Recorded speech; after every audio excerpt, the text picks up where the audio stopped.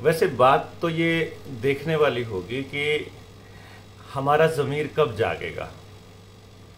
पानी बढ़ते बढ़ते बढ़ते बढ़ते बढ़ते बढ़ते बढ़ते बढ़ते बढ़ते धीरे धीरे धीरे धीरे धीरे यहाँ तक तो आ गया है। अभी तक क्या है कि आपको नाक से सांस आ रहा है, तो अभी बस यहाँ तक आना बाकी है, और आपके भी और आपके बच्चों के भी। अब वो चीज जो हम कहा करते थे, अभी मेरे पास 2-3 मित्रों की मैसेजेस आए हुए थे, मैंने आज मैसेजेस चेक किए खूब सारे, और उनमें कुछ मैसेजेस मिले कि केवाईसी के नाम पे उनके बैंक अकाउंट्स को फ्रीज कर दिया गया है। अब उनको आधार नंबर देना होगा, उसके बिना उनका अकाउंट नहीं चलेगा। जबकि आधार कंपलसरी नहीं है, सुप्रीम कोर्ट के आदेश हैं, लेकिन ये लोग आधार आपसे लेकर छोड़ेंगे। अभी क्योंकि मुझे तो जो बैंकिंग है प्रणाली उसको छोड़े हुए अभी मुझे ये समझिए कि 8 साल हो चुके हैं। तो बैंक को मैंने 2014 में तज दिया था, जब उन्होंने मुझसे आधार कार्ड मांगा था। उस दिन के बाद से हमने यूज़ नहीं किया आधार तो है ही नहीं खैर मेरे पास, तो मैंने बैंक भी यूज़ नहीं किया, तो मैंने ITR भी नहीं भरी। तो जितना मेरा खर्चा होता है मैं सीधा उसी के अकाउंट में करा देता हूँ, जहाँ से मेरी इनकम आनी होती है तो डायरेक्ट उसी के पास। तो मेरे पास कोई सेविंग्स नहीं होती, ना मेरे पास कैश होता सेविंग्स में, ना मेरे पास मतलब बैंक में होता है। तो हम लोग खर्चा पहले करते हैं और कमाई फिर देखते थे। तो अब इसलिए क्या है कि अब हमने ITR नहीं भरा था, तो अभी हमारे सारे अकाउंट्स को वो कह रहे हैं कि आपने अगर अभी इस महीने के एंड तक अगर नहीं दिया तो आपका इनवैलिड हो जाएगा, सब कुछ बंद, मतलब एक्सपायर हो जाएगा। मतलब होने दो, कोई I don't care at all, क्योंकि वैसे भी ये व्यवस्था जो है ये क्रैश होने वाली है। एजुकेशन सिस्टम के बारे में जब मैं 2016 में बोला करता था माँ बाप को कि जो एजुकेशन सिस्टम में आप अपने बच्चों को पढ़ा रहे हो ये क्रैश होगा एक दिन, कंफर्म है। इस तरह से चलेगा ही नहीं ना कि आप 10 लाख बच्चों का फॉर्म भरवाओगे और सिर्फ 400 भर्तियां होंगी, तो बाकी बच्चे कहां जाएंगे? अगर आप एग्जाम के बेसिस पर किसी बच्चे की सिलेक्शन करोगे तो टैलेंट के बेसिस पे सिलेक्शन होना चाहिए था। उसी लड़ाई को हम लोग लड़ रहे थे बहुत पहले से, ये तो अभी आया है। फिर बैंकिंग सिस्टम के ऊपर रवि कोहाड़ बहुत पहले से बोल चुका है कि ये जो इंटरेस्ट बेस्ड बैंकिंग सिस्टम है ये भी एक दिन क्रैश होगा। मतलब लोन बेस्ड जो एजुकेशन जो सिस्टम है ये भी क्रैश होने ही वाला है। इसका क्रैश होना तय है। बस आपको ये देखना है कि ये क्रैश होने में कितना टाइम लगेगा। मतलब ये मत समझिएगा कि आपका पैसा सुरक्षित है बैंकों के अंदर, बहुत ही जल्दी बैंक बर्बाद होने वाले हैं। तो आपके बैंक बर्बाद हो जाएंगे, छोटे दुकानदार बर्बाद हो जाएंगे, आपका स्कूली सिस्टम बर्बाद हो जाएगा, तो आपके पास आपके बच्चों को देने के लिए कभी कुछ भी नहीं बचेगा, क्योंकि आपने एज अ कम्युनिटी तो अपने आप को डेवलप किया ही नहीं। आप तो इंडिविजुअल डेवलपमेंट पे लगे रहे, अपने अपने बच्चे को लेके भाग जाओ, उसकी पढ़ाई पे ध्यान दो, चाहे आसपास सारा तंत्र खराब होता रहे, आवाज नहीं उठानी है, क्योंकि किसी और के पंगे में क्यों डालना। उनको ये नहीं समझ में आया कि ये पंगा किसी और का नहीं है, ये आप ही का है और आप ही के बच्चों के लिए है। अब ये जो शांति थी थोड़े दिन पहले की, और मैं बोला करता था कि भाई दोबारा आएगा लॉकडाउन, दोबारा आएगा लॉकडाउन। अभी लॉकडाउन नहीं आया है, लेकिन मैं बता रहा हूं आपको फिर से आएगा लॉकडाउन, क्योंकि ये सारा स्क्रिप्ट के अकॉर्डिंग चल रहा है। पहले टेलीविजन में आता है, अखबारों में आता है, टेलीविजनों में आता है, फिर उनके तस्वीरें दिखाई जाती हैं, फिर केसेस बढ़ाए जाते हैं, फिर आशंकाएं तो पहले इससे पहले हो जाती हैं। IIT जैसी संस्था ऐसे वाहियात काम कर रही है कि 22 जून को आएगी अगली लहर। और फिर धीरे धीरे अभी हरियाणा में 4 जिलों की नपुंसकता टेस्टिंग हो रही है। वो जो गुलामी का पटका पहनने के लिए 500 रुपए का चालान, चंडीगढ़ में आज चालान हो गया है चालू, और बहुत जल्दी ही आपके हरियाणा के बाकी के शहरों में भी होगा। हम बिल्कुल नहीं बोल रहे हैं, हालांकि लॉकडाउन लगेगा, हमें लॉकडाउन लगने का इंतजार कर रहे हैं। वो लॉकडाउन लगाएंगे, हम तोड़ने का ऐलान करेंगे, और फिर वो हम पर वो मुकदमे लगाएंगे, और फिर देखते हैं कि समाज क्या करता है। क्या तब भी सोए रहोगे? हां, हमें पूरा यकीन है आप सोए रहेंगे, क्योंकि मैं 2004 से आंदोलनों में हूं। 16 साल के अपने तजुर्बे में, 18 साल के, सॉरी 18 साल के अपने आंदोलनों के तजुर्बे से मैं ये कह सकता हूं कि जब आप किसी की लड़ाई लड़ रहे होते हो तो 90% से ज्यादा लोग आराम से घरों में बैठे सो रहे होते हैं कि जब ये लड़ाई लड़ी रहे हैं, जब ये जीत जाएंगे तो हमारा भी काम हो जाएगा। अगर कोर्ट में कोई केस डाल देता है तो बाकी के लोग घर में बैठ जाते हैं, बजाय इसके कि उस आदमी का बोझ बटाएं और अपना भी नाम उसके अंदर डालें ताकि दिखे कि भी ज्यादा लोग हैं। वो ये सोचते हैं कि ये लड़ाई लड़ रहे हैं तो हमारा भी काम चल जाएगा। 10 साल और 15 साल वाली गाड़ियों को कबाड़ बनाने वाला जब फरमान आया तो बाकी लोग घरों में बैठे हुए थे जिनकी गाड़ियां बिल्कुल एक्सपायरी के साल पहले थी कि ये 1 साल चला लेंगे आंदोलन को और जब इनकी बात मान ली जाएगी तो हमारा भी काम चल जाएगा। इसी तरह से जब किसान वहां पर बैठा हुआ था तो समाज के सारे तबके घरों में बैठे सो रहे थे कि जब इनका काम चल जाएगा, जब ये लोग जीत जाएंगे तो हमारा भी चल जाएगा, और जब यही नहीं जीतेंगे तो हमारा जाने का क्या फायदा है। यही एटीट्यूड आपको आने वाले वक्त में नरक के रास्ते लेके जाएगा। अगर आप लोग अपने औलाद के लिए आज नहीं बोले, उन लोगों का साथ नहीं दिया जो आज सरकारों से लड़ रहे हैं, तो आप अभिशप्त हैं। ऐसी जिंदगी जीने के लिए मजबूर करेंगे आप अपने बच्चे को जिसके अंदर गुलामी के अलावा और कुछ नहीं होगा। मैं आपको बहुत पहले बता चुका हूं, जो हो रहा है ये बहुत पहले से बोल रहा हूं, आज से नहीं बोल रहा हूं। 3 जनवरी को गिरफ्तारी हुई थी, उससे 1 साल पहले से बोल रहा हूं, सॉरी 1.5 साल से भी ऊपर वक्त से बोल रहा था। 22 मार्च 2020 को लगाया था इन्होंने पहला लॉकडाउन, 1 दिन का जनता कर्फ्यू करके ड्रामा किया था। जब बड़े खुश हो रहे थे, मैं भी जनता कर्फ्यू, मैं नहीं था अपने सर्कल में, और मुझसे बोलते थे कि क्या तुम जनता कर्फ्यू के साथ हो। मैंने कहा नहीं, it is all propaganda, I know it. सारा स्क्रिप्ट के अकॉर्डिंग चल रहा है। It's all United Nations agenda 2030। मुझे मालूम है ये सारा का सारा खेल उसी के अकॉर्डिंग है।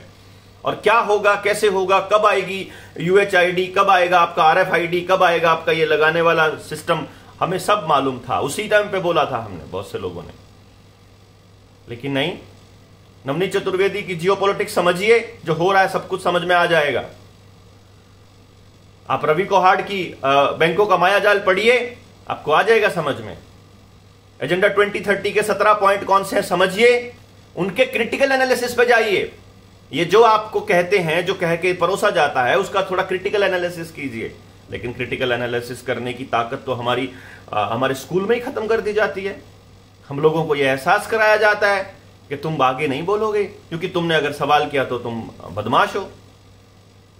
अभी इन्होंने पूरा तैयार कर रखा होगा, पुलिंदा, पूरा IT सेल, पूरे मीडिया चैनल्स के कब देवेंद्र बल्हारा आकर के मतलब अनाउंस करे और कब इसको बदनाम करके इसकी आवाज को डिफेम किया जाए। क्योंकि ये दिन रात चला सकते हैं मीडिया ट्रायल, हम लोग नहीं चला पाएंगे, हमारे पास नहीं है इतना बड़ा IT सेल। हमने बहुत 2 साल से कोशिश कर रहे हैं हमारा IT सेल मजबूत करने के लिए। आप लोग आगे आइए, आप लोग करिए, आप लोग इन पोस्ट को शेयर करिए, आप लोगों तक पहुंचाइए, लेकिन ग्रुप्स में ही भेजा जा रहा है। प्लान्ड IT सेल नहीं है क्योंकि किसी के पास घर से निकलने के लिए वक्त ही नहीं है कि योजनाबद्ध तरीके से इनकी उस प्रोपेगेंडा से लड़ाई जा सके। आपको याद है 2005 में भारत सरकार ने, मैं भारत सरकार इसलिए बोल रहा हूं क्योंकि उस वक्त केंद्र में कांग्रेस की सरकार थी, UPA की पूरी मेजोरिटी के साथ, और उन लोगों ने एक कानून बनाया था, WMD बोलते हैं, 2005 WMD। मैं आपको इसका नाम बताता हूं, मतलब नाम है पूरा का पूरा लेकिन थोड़ा लंबा है।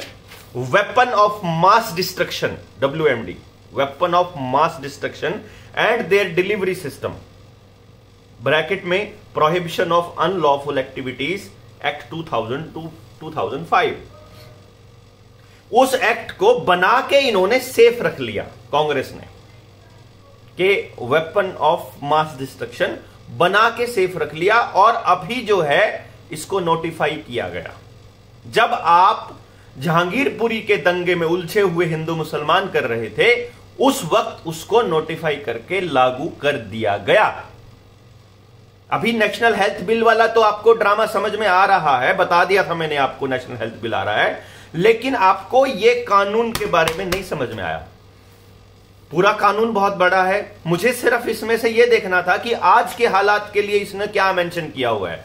वो कानून के ऊपर लिखा हुआ था बेसिकली कि ये हम लोग जो न्यूक्लियर वेपन्स हैं, रेडियो एक्टिव वेपन्स हैं, उनके रोकथाम के लिए ये कानून ला रहे हैं कि अगर न्यूक्लियर वॉर का खतरा हो जाए और किसी आदमी के पास ऐसा कोई वेपन मिले जो मास डिस्ट्रक्शन का, जो भीड़ को नुकसान पहुंचाने का काम कर सकता है, तो ऐसे लोगों को डिटेन करके ऐसे लोगों को किस तरह से जेल भेजा जाए।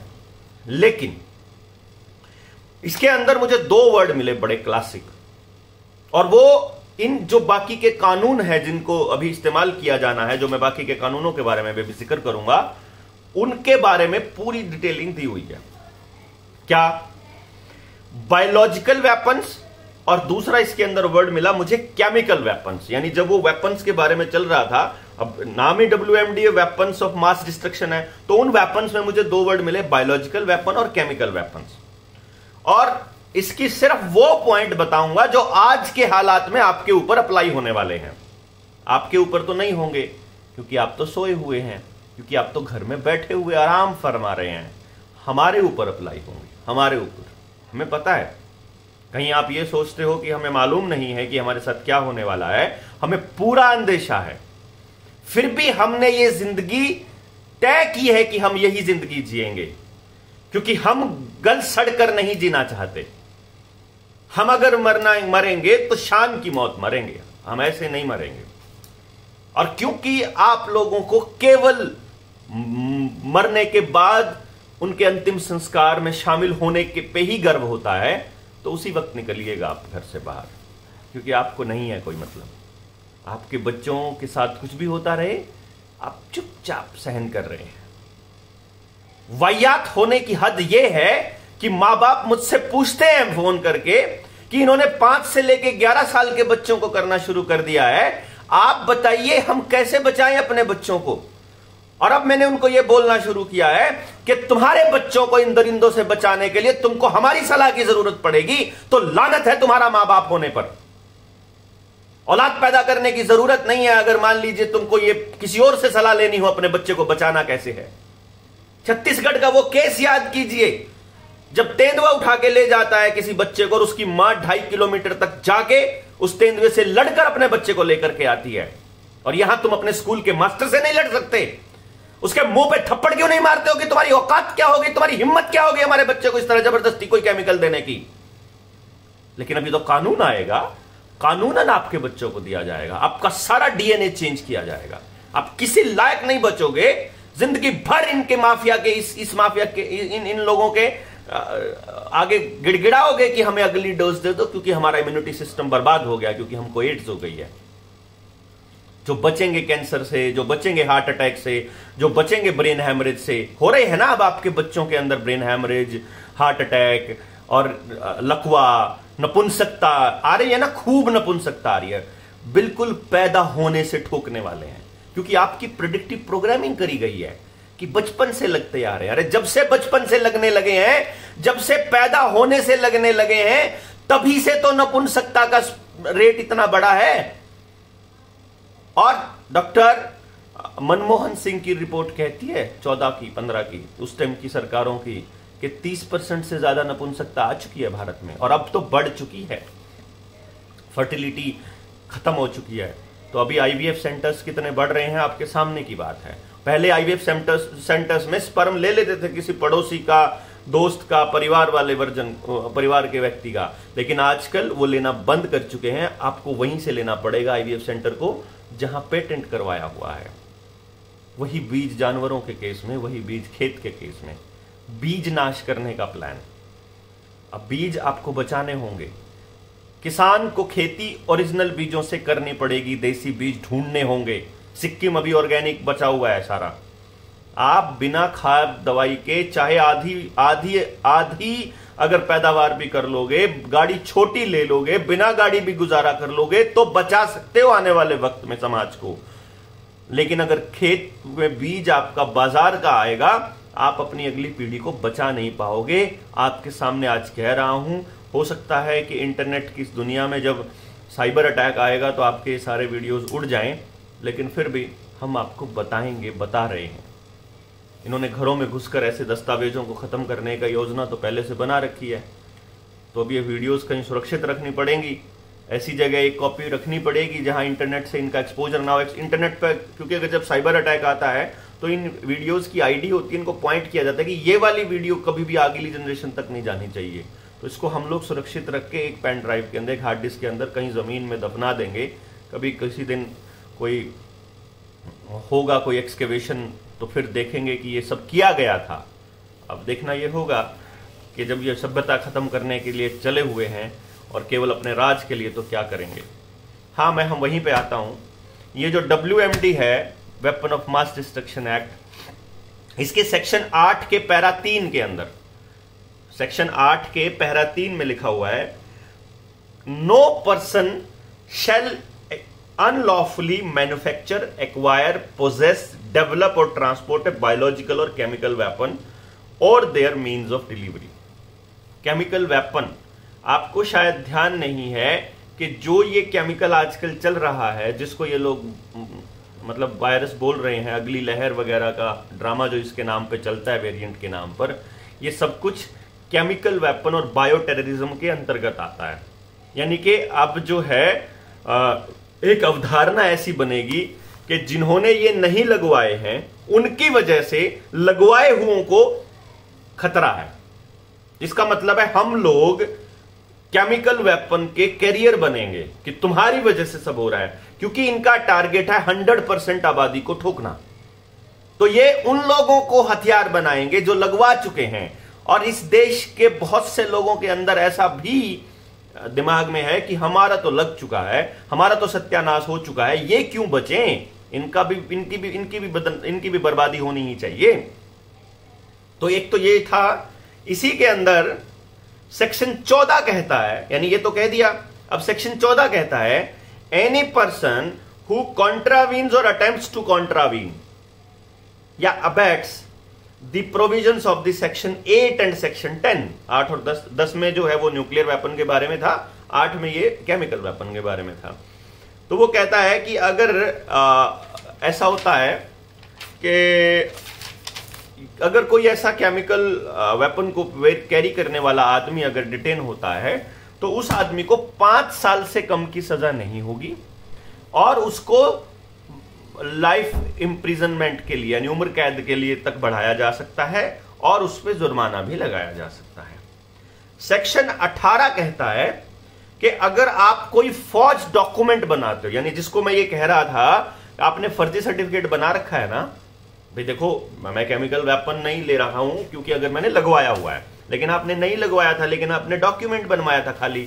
मैं कह रहा था आपको कि भैया आप मत बनवाइए सर्टिफिकेट, तो इसमें penalty for using the false और the making the forge document etcetera not less than, इसमें जो फाइन है पेनल्टी 5 लाख से कम नहीं होगी, या तो मतलब 5 लाख मिनिमम है, या फिर जितनी उस वेपन की कीमत है उसका 5 गुना। वो न्यूक्लियर वेपन के केस में हो जाएगा, टेक्नोलॉजीज के केस में विच एवर इज हायर, जो भी ज्यादा होगी।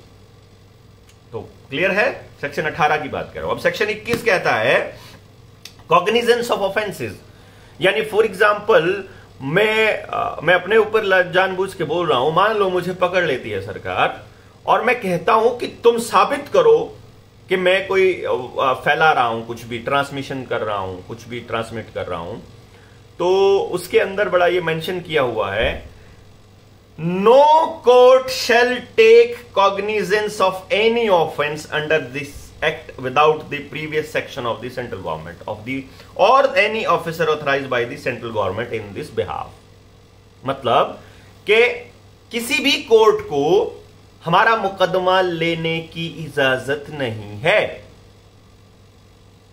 मतलब कोर्ट के अंदर हम नहीं जा सकते। यही चीज आपने खेती के 3 कानूनों वाले कॉन्ट्रैक्ट वाले कानून में थी, यही चीज आपने अभी जो मेडिकल हेल्थ बिल है उसके अंदर थी, कि जो आदमी इनके रास्ते में आएगा उसको कोर्ट भी कोई मतलब राहत नहीं दे सकती। यही कारण है कि हम 2 साल से ज्यादा वक्त से ये कह रहे हैं, जब से खेती के कानून आए हैं 2 साल से ज्यादा वक्त हो चुका है जब लॉकडाउन लगा था।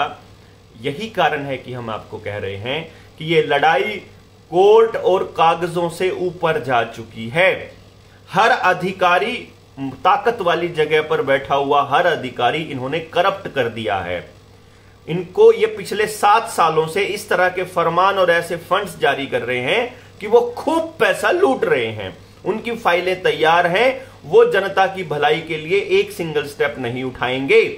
तो आपकी यूनियंस को इन्होंने खरीद लिया है या मैनेज कर लिया या डरा दिया या उनके खिलाफ कागज हैं। आपकी यूनियंस आपके लिए नहीं बोलेंगी। आपकी यूनिवर्सिटीज को पहले ही बंद किया जा चुका है और अभी एमडीयू के वाइस चांसलर ने आदेश पारित किया है कि कोई भी इसके 100 मीटर के इसके 100 मीटर के दायरे में नहीं होगा। तो पूरी यूनिवर्सिटी के अंदर कोई भी आयोजन करने पर पाबंदी लगा दी गई है। 144 धारा 144 लगाने की परमिशन एसएचओ को दी जा चुकी है। यानी लोकल लेवल पे अब आपको प्रशासन नहीं, आपको ऐसे जकड़ा जाएगा धीरे धीरे। तो आपके लिए बोलने के लिए पत्रकार नहीं है, नेता नहीं है, पॉलिटिकल पार्टीज नहीं है, आपके लिए कोई नहीं है दोस्तों। आपको ही निकलना पड़ेगा। अगर आप इस इंतजार में हो कि कोई लीडर आपके लिए बोलेगा तो भूल जाइए। और कुछ लोगों का ये मत है, मतलब चलो उनको तो छोड़िए, उस पर तो जिक्र ही क्या करना है। एक ये बार बार कॉल करते हैं यार, मतलब आप समझिए अगर एक बार कोई कॉल नहीं उठा पा रहा है तो यार दूसरी बार कैसे उठा लेगा, तीसरी बार कैसे उठा लेगा। 6 बार एक बंदा कॉल कर चुका है, अभी चल ही रहा है, बज ही रहा है। सॉरी।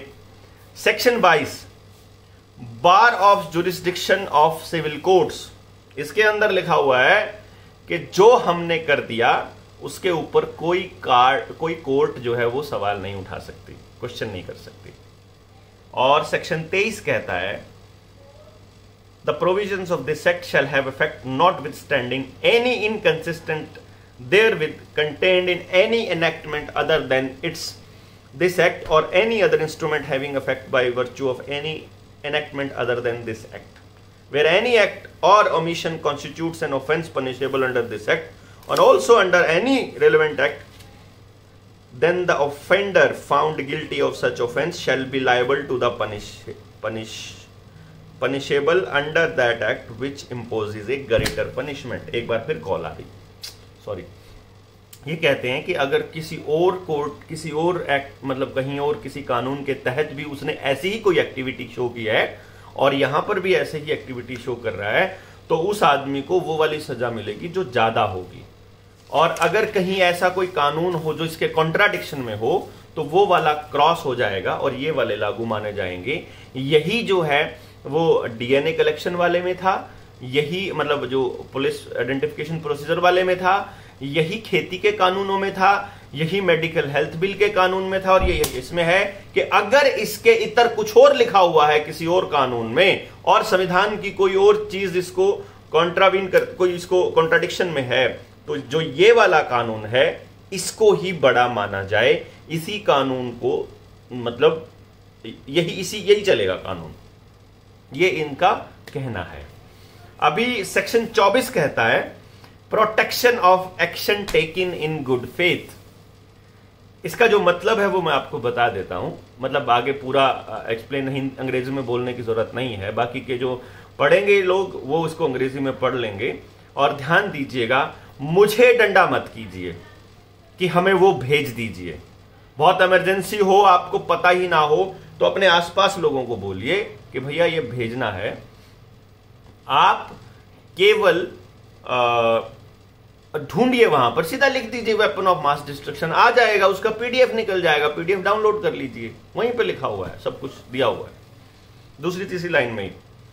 सेक्शन 24 कहता है protection of action taken in good faith, यानी कि अगर कभी ये पता चलता है कि बलहारा के ऊपर जो कार्रवाई करी पुलिस के आदमी ने, प्रशासन के आदमी ने, आर्मी ने या किसी ने भी करी, वो गलत करी गई, एक्चुअली बलहारा निर्दोष था और उसके ऊपर कोई कार्रवाई नहीं होनी चाहिए थी, तो उस अधिकारी के ऊपर कोई केस नहीं हो सकता, क्योंकि उसने जो किया था वो गुड फेथ में देश को बचाने के लिए किया था, तो उसके ऊपर कोई कार्रवाई नहीं होगी। यही खेती के कानून में था, यही पुलिस आइडेंटिफिकेशन वाले में था, यही मेडिकल हेल्थ बिल में था, सेम चीज कि ना आपको कोर्ट जाने की अनुमति है, ना कोई कोर्ट इसको लेगी, और अगर आप गिल्टी नहीं हो और बाद में साबित होता है तो उस आदमी के ऊपर भी कार्रवाई नहीं होगी। 14 साल नेल्सन मंडेला रहे जेल में, हमारे क्रांतिकारी बहुत साल जेल में रहे, इन्हीं कानूनों की बदौलत रहे। अगर ये कानून ना होते तो सरकारें उनको जेलों में नहीं डाल पाती। हमारे ही लोगों की मदद से पुलिस हमारी है, हमारे चाचा ताऊ दोस्त मित्र कहीं ना कहीं से बिलोंग करते हैं, फौज में भी यही लोग हैं, सत्ता में भी यही लोग हैं। यही लोग हमारी गुलामी का रास्ता तैयार कर रहे हैं। इन्हीं की मदद से वो लोग जो बाहर बैठे हैं अपना एजेंडा चला रहे हैं, और ये लोग इसको चलाने दे रहे हैं, और आप इनको चलाने दे रहे हो, आप चुपचाप घरों में बैठे हो। ये सबसे ज्यादा खतरनाक चीज है कि आपकी मौजूदगी में, आपके होते हुए ऐसा हो रहा। आपको मालूम है कि सरकारें गलत कर रही है और फिर भी आप चुप है। डे वन जब हम बोलने लगे थे तब हमें यह लगा था कि नहीं भाई, लोगों की कोई गलती नहीं है, क्योंकि उन लोगों को मालूम नहीं है। अगर जानकारी ही नहीं होगी तो फिर बोलेगा कोई कैसे। लेकिन आज सबको पता चल चुका है आपके पड़ोस में हार्ट अटैक्स की संख्या कितनी बढ़ गई है, आपके ही पड़ोस में बच्चों को कितना नुकसान हो रहा है। अगर आपके लेबर, आपके खेत में लेबर काम करती है, आपके भट्टे पे लेबर काम करती है, आपके किसी डिपार्टमेंट में लेबर काम करती है, तो जिसने भी बूटी ले रखी है उसी के से काम नहीं बन रहा है कुछ भी। और नपुंसकता की कितनी स्पीड बढ़ गई है इसका तो मुझसे बताने की जरूरत नहीं है। आपके सर्कल में 2-4 आपको मिल ही जाएंगे कि भैया जब से बूटी ली है तब से सब खत्म। इस कानून के साथ मैंने एग्रीकल्चर कानून वाला बात करी, फिर मैंने यूएपीए में पहले बोल रहा हूं, एनएसए के बारे में बोल चुका हूं कि आपको कभी भी आतंकी घोषित किया जा सकता है। आपको तो क्यों किया जाएगा, जो घर में बैठे हैं हम जैसों को किया जाएगा ना भैया, क्योंकि हम कहेंगे कि हम कानून तोड़ेंगे, हम कहेंगे कि हम तुम्हारे को ऐसे योग आंदोलन शुरू करेंगे, लेकिन ये कहेंगे कि ये तो आतंकी गतिविधि है क्योंकि ये वेपन ऑफ मास डिस्ट्रक्शन है, ये फैलाएगा, ये पूरे भारत को मारेगा। ऐसे बोलेंगे ना ये लोग, तो फिर जो है बढ़िया है। एपिडेमिक एक्ट 1897 के अंतर्गत ये 500 रुपए का चालान शुरू किया इन्होंने। क्रिमिनल प्रोसीजर आइडेंटिफिकेशन एक्ट तो है ही, फिर नेशनल हेल्थ बिल है, डिजास्टर मैनेजमेंट एक्ट तो इन्होंने वापस ले लिया है, और अभी आपके सामने power crisis, food crisis, law and order का क्राइसिस, मतलब जो ये दंगे कराने के लिए चल रहा है ना सारा कुछ, ये कंट्रोल्ड दंगे हैं। एवरीथिंग इज प्लान्ड, मतलब ये दंगे प्लान करके इधर से कुछ और पारित कर रहे होते हैं। हेल्थ क्राइसिस, क्लाइमेट का क्राइसिस, ये सब क्राइसिस लाए जाएंगे, और मनी का क्राइसिस भी लाया जाएगा, आपके साइबर अटैक आएगा, साइबर का क्राइसिस भी लाया जाएगा। ये क्राइसिस लाए जाएंगे क्योंकि जो वर्ल्ड इकोनॉमिक फोरम का हेड है, कार्ल्स को, अब क्या नाम उसका, वो ये बोल रहा है, वो बोल चुका है इससे पहले 2017 में कि we need a crisis, major crisis, और पूरी दुनिया सरेंडर कर देगी क्योंकि सब भेड़ हैं। उनके हिसाब से भेड़ें रहती हैं इस देश में, इस धरती पे, मतलब हर मुल्क के अंदर, हर देश के प्रधानों को इन लोगों ने काबू किया हुआ है। जैसे बहुत से लोग कहते हैं अरे भारत में नहीं तो पूरी दुनिया में, पूरी दुनिया को ही तो कंट्रोल करना चाहते हैं भाई, यही तो समझाना था। अब समझ आ रहा है खैर काफी लोगों को, लेकिन अभी भी वो चुप हैं। ये बहुत खतरनाक है। अगले हफ्ते में क्या आप समझिए, परसों से, वीरवार से, पहले यमुनानगर, फिर कुरुक्षेत्र, फिर पानीपत, फिर चरखी दादरी, फिर मेवात, ये 5 जिले हम लोग कंप्लीट कर लें। जनता सरकार मोर्चा की डिस्ट्रिक्ट की कमेटी तैयार कर दें, उसके बाद हम ऐसे योग आंदोलन की कॉल देने के लिए स्टेट की मीटिंग बुलाएंगे। जनता सरकार मोर्चा की मीटिंग बुलाते हैं।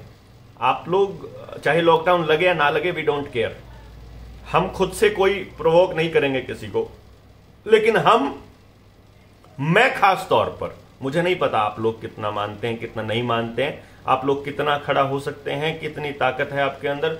मुझे मालूम है कि भैया हम तो बहुत पहले निकलने तो बहुत अच्छी बात है।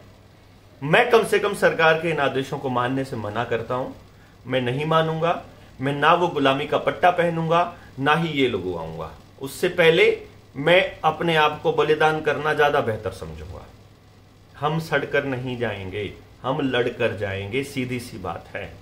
और आपको भी आखिर में लड़ना ही होगा, आपके पास कोई ऑप्शन नहीं है, आप समझ लीजिए। और एक चीज ध्यान दीजिए, बहुत से लोग ये कहते हैं कोई समझने को तैयार नहीं है। अपने दायरे को बढ़ाइए। जो लोग आपके परिजन हैं, आपके दोस्त हैं, उनके साथ आपको टाइम गुजारते हुए बहुत दिन हो गए। सहमति असहमति सब में होती है, मैं भी अपने हो सकता है पड़ोस के लोगों को ना समझा पाऊं, मैं अपने गांव को शायद ना समझा पाऊं, लेकिन मैं पूरी दुनिया के अंदर घूम के समझा पा रहा हूं। तो आप लोग भी अपने गांव से बाहर निकलिए, आपका गांव भी आपको रिकॉग्नाइज कर लेगा कि हाँ भाई ये बच्चा ठीक काम कर रहा है, तो कल को आपकी भी सुनने लग जाएगा। हो सकता है वो आने वाले वक्त में जो सेल्फ सस्टेन्ड वाला सिस्टम है, अपना गांव खुद से अपने आप से काम करने लग जाए। लेकिन तब तक अपने दायरे से बाहर निकलिए, अपने दोस्तों को बोलिए कि मेरे गांव में तुम समझाने आ जाओ और उनके गांव में आप चले जाओ या उनके घर में आप चले जाओ। इस तरह से एक दूसरे की मदद लीजिए समझाने के लिए लोगों को। और जो लोग आपकी बात को सुनना ही नहीं चाहते हैं, जो लोग भक्ति में डूबे हुए हैं, उन पे कांटा मारिए, उनको जिंदगी से फोन नंबर उनकी जिंदगी से उनको और मोबाइल से फोन नंबर उनके डिलीट करके उनको निकालिए, ब्लॉक कीजिए सब। वो सब सारा का सारा इनका एजेंडा चलाते हैं, धर्म का और जात का। बहुत आसान है इससे लड़ना कि उन लोगों को ढूंढिए जो आप ही की फ्रीक्वेंसी पे बैठे हैं, सबसे पहले उनके लिए। क्योंकि कम से कम आपको इस बात की तसल्ली तो होगी कि आप उन लोगों के लिए मरे जिन लोगों को जो जागे हुए थे, जिन लोगों को पता था, जिनको आपके बलिदान का मतलब और आपके बलिदान की अहमियत पता होगी। इसलिए ऐसे लोग ढूंढिए जिनके लिए जान दी जा सके, जिनको समझ में आ चुका है और जो अपने देश के लिए निकल चुके हैं। बहुत से लोगों के मैसेजेस आते हैं कि आप बस आदेश कीजिए क्या करना है। हम नहीं करेंगे भाई आदेश, आपको खुद से डिसाइड करना है। Who we are to decide। मैं किसी के बच्चे की जान को क्यों दांव पे रखूं? और अगर आप अपना चाहते हैं अपने देश के लिए बलिदान करना, तो खुलकर ऐलान कीजिए वहां अपने एरिया के अंदर। अपनी वीडियोस बनाइए यार, अपना चैनल बनाइए, इन्हीं चैनलों इन्हीं लोगों के पीछे मत पड़े रहिए। ये ध्यान दीजिए, ये आपके बीच से लीडर्स तैयार करने होंगे, आपके बीच से लोग निकलेंगे, तब जाकर के बात बनेगी। ऐसे बात नहीं बनेगी दो चार लोग बोलते रहेंगे तो। लोगों के अपने एजेंडे हैं यार। इस क्राइसिस में भी लोग अपनी राजनीति चला रहे हैं, अपना एजेंडा चला रहे हैं। हमसे तो नहीं बर्दाश्त होता। अरे ये चला जाएगा, उसके बाद कर लेना तुम राजनीति यार, इसके बाद कर लेना सब कुछ। और ध्यान दीजिए, हरियाणा के लोगों के लिए खास तौर पे बोल रहा हूं, पंजाब के अंदर अरविंद केजरीवाल ने 2000 किसानों को नोटिस भेजा है। कहीं आप ये सोच रहे हो भगवंत मान ने भेजा है? नहीं, अरविंद केजरीवाल ने। Because Arvind Kejriwal is a scoundrel. वो आदमी न्यू वर्ल्ड ऑर्डर वालों के साथ मिला हुआ है। मोहल्ला क्लिनिक का जो एजेंडा है वो हर घर तक उन न्यू वर्ल्ड ऑर्डर वालों के, ये रॉथशाइल्ड और रॉकफेलर वालों के केमिकल्स शरीर में डालना है मोहल्ला क्लिनिक का मकसद। और जो आयुर्वेदा के ऊपर, जो अल्टरनेट मेडिसिन के ऊपर जो गुजरात में आया था ना ये WHO वाला, ये हमारी चिकित्सा पद्धति को काबू करने के लिए आया था, परमानेंट सब चीजों का पेटेंट, ताकि आप लोग कोई पद्धति ना अपना पाए। कि वैज्ञानिक नहीं है, डॉक्टर बताएगा आपको क्या लेना है, कब लेना है, कितना लेना है, क्योंकि आपका परीक्षण चलेगा शरीर का परमानेंट। आपको इस सरकार के एजेंडे से मुक्त होना पड़ेगा मेरे दोस्तों, होना ही पड़ेगा। पॉलिटिकल पार्टियों के इस जाल से मुक्त होना पड़ेगा। हमें नहीं पता कैसे होंगे, लेकिन अगर जिनमें बुद्धि है वो केवल फोन पे, मतलब फोन आता है और वो राय देना शुरू कर देते हैं। आप ये मत बोलिए, आप ये बोलिए, आप ये मत बोलिए, आपसे पूछकर हम लोग बोलेंगे। अरे हम जब पूछते हैं तो वहां सलाह डाल दीजिए, हम देख लेते हैं, हमें पता है। कोई आज से नहीं बोल रहे हैं यार, 18 साल हो गए हमें आंदोलनों के अंदर। और आपको एक चीज बताएं, हम सिंपल एक चीज को ध्यान दीजिए। मतलब मैं सिर्फ अरविंद केजरीवाल का नाम मैंने इसलिए लिया क्योंकि लोगों को लगता है कि कांग्रेस और बीजेपी से बेटर है वो। ये उनका भी बाप है। राघव चड्ढा को वर्ल्ड इकोनॉमिक फोरम ने बड़े अच्छे से रिकॉग्नाइज किया है, यंगेस्ट है वर्ल्ड इकोनॉमिक फोरम का मेंबर, और उसको पार्लियामेंट का सांसद इसीलिए बनाया गया है। जो ये रमन मैग्सेसे है और नोबेल प्राइज है, ये रॉथशाइल्ड एंड रॉकफेलर का ही फंडिंग किया हुआ है, उन्हीं फैमिलीज की फंडिंग होती है। फोर्ड फाउंडेशन फंडिंग करती है इनकी, और वो वहीं से आता है पैसा। Ford foundation is one of the families जो इस वर्ल्ड इकोनॉमिक फोरम के एजेंडे को चला रही हैं, जो इस पूरे के पूरी महामारी इसका खेल को चला रही है। तो आप समझ सकते हैं कि कितना बड़ा स्कैंडल है कि राहुल गांधी को भी अपने मुंह पे वो पटका पहन के रहना पड़ता है बेचारे को, दिखाना पड़ता है कि मैं अरविंद और मोदी से ज्यादा बड़ा गुलाम हूं, आप जो कहेंगे आका मैं वही इंप्लीमेंट करूंगा, क्योंकि राजस्थान की सरकार वही कर रही है। तो राजस्थान की सरकार भी वही कर रही है, चाहे आप टीएमसी को देख लो, चाहे शिवसेना को देख लो, चाहे आप कम्युनिस्टों को देख लो, सब कुछ वही हो रहा है। और जो चाइना की तस्वीरें आ रही हैं आपके सामने, कांग्रेस बीजेपी तो खरी रही है, जो चाइना की तस्वीरें आ रही हैं आपके सामने, वो तस्वीरें केवल आपको प्रेडिक्टिव प्रोग्रामिंग देने के लिए है कि कल को आपके साथ भी ऐसा होगा। तो आपको ये लगेगा जब पूरी दुनिया में ही हो रहा है तो क्या दिक्कत है, और आप मान लेंगे कि जब सबके साथ होगा तो हमारे साथ भी किया जा रहा है। दोस्तों हो नहीं रहा है, अभी तो नेचुरल डिजास्टर आने हैं, अभी तो जरूरत से ज्यादा खराब आंधियां आनी है, जरूरत से ज्यादा आपका मौसम खराब होना है, आपकी फसलें नहीं होने दी जाएंगी, चाहे ज्यादा गर्मी पड़ के, चाहे ज्यादा सर्दी, चाहे ज्यादा बरसात, चाहे ज्यादा सूखा, चाहे आंधी, चाहे तूफान, कुछ भी हो, आपकी फसलें नहीं होने दी जाएंगी। आपका खाना तो खत्म करना ही है इनको, बाकी फ्यूल क्राइसिस भी लाना है, फूड क्राइसिस भी लाना